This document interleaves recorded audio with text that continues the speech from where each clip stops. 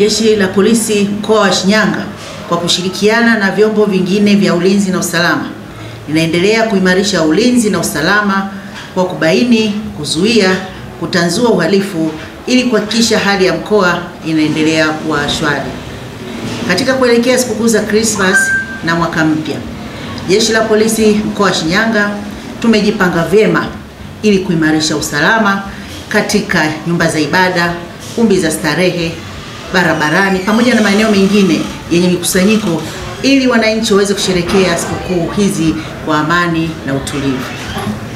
Jeshi la Polisi mkoa wa Shinyanga linawakumbusha wazazi na walezi kuzingatia jukumu la kuwasimamia watoto wao kwa kutoacha peke yao katika maeneo ya barabara pamoja na sehemu za michezo ili kuepusha na hatari ambayo inaweza ikajitokeza.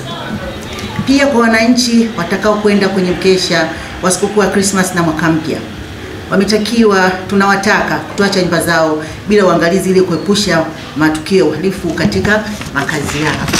Aidha, Jeshi la Polisi mkoa wa Shinyanga linatoa wito kwa madereva wa vyombo vyote vya moto kufuata sheria za usalama barabarani na kuwa waangalifu wakati wote wanapotumia vyombo hivyo.